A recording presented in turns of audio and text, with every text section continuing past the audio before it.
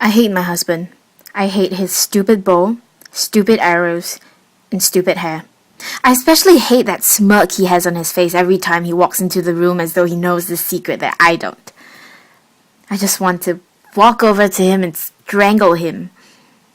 10,000 years is just way too long for two people who hate each other to be married to each other. I don't trust him. Today was our first counseling session. No, it did not go well. We sat there, two of us, separate armchairs facing our calm, quiet counselor, me dying to go home, and he's just dying to play another round of tennis with his dad. Vulcan and I got a match set, was the first thing out of his mouth the minute we stepped into the room. Shows how much he cares. We'll go home and play then. We don't need you here. Jerk. It was awful. The guidance counselor started firing questions at us as though we were stupid. Do you know why you're here? He asked. No, genius, that's why we're here in the first place, was what I wanted to say to him. But of course, I didn't. Like a good girl, I kept my mouth shut and said no. Then handsome over there, he said, probably because she doesn't trust me and I don't trust her. How am I supposed to trust you? I yelled. You spent ages hiding your face from me. Do you know I spent years not knowing what my husband looked like? Yeah, that's right. The man I was sleeping with. I didn't know what he looked like. He's so stupid. Session 2. I thought I never had to come back here again. We pretty much established in the first session that we couldn't live with each other anymore. It's getting too hard. 2 hours into the session and we're still nowhere. Except I found out he's been intentionally sneaking out for a late-night archery session with Diana. So much for being able to trust him.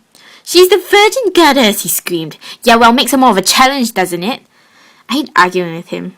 He had the cheek to bring up the fact that I was hanging out more with the mortals. Well, I like the attention. Whatever. How do you think the problem started? Asked the counselor, after 15 minutes of Cupid and I sitting there refusing to talk to each other. Come to think of it, it's a pretty long story. I was young and innocent once. In fact, I was a princess, the most beautiful woman in the world.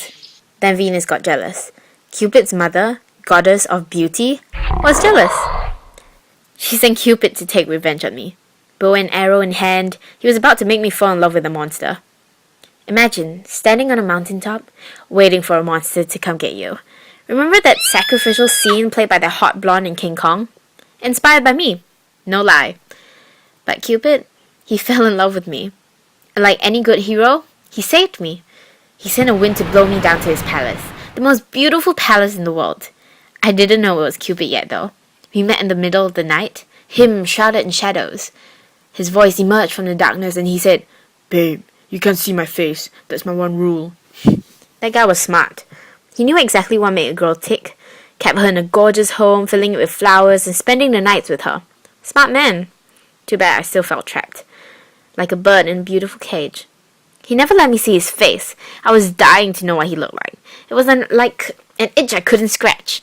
Who was this man, monster god? I remember the look on his face when I told him that I couldn't trust him because of him keeping things from me years and years ago. That was 9,000 years ago, psych, he said. Yeah, well, women hold grudges.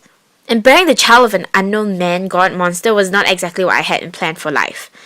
My sisters popped by for a visit one day. They told me, Babe, trust me, he's giving you everything you want. That is so not how a husband behaves unless he wants something from you. He has no good intentions.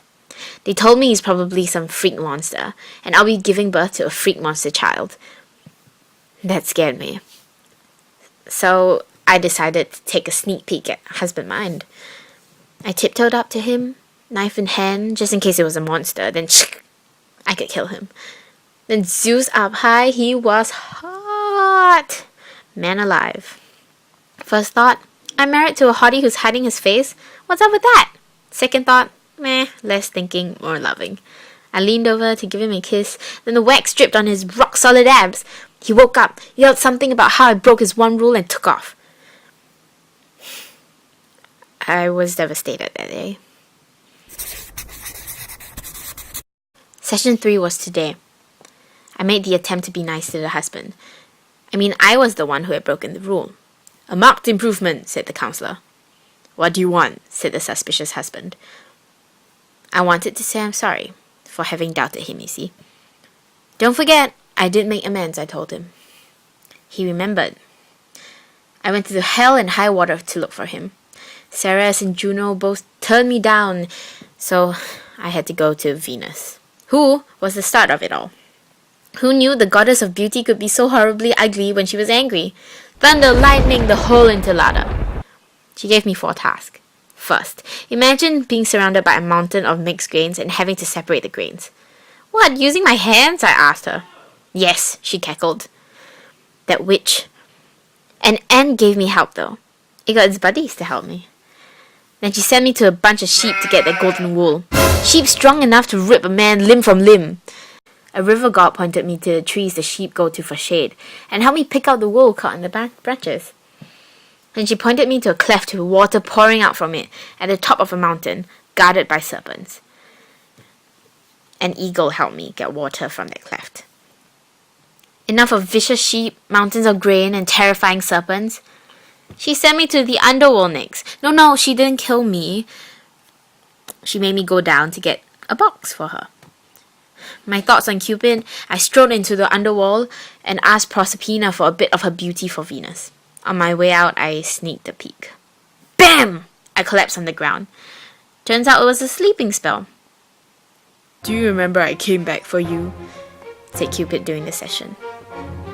And he did. I'm sorry, I told him. In all honesty, I still love my husband. Despite his stupid hair, bow, and arrows, I love him. Session 4. I'm not going to lie. They're not perfect, but there's a marked improvement. He even attempted to bring me on a hunt with him and Diana. Not gonna work out, but hey, he's trying.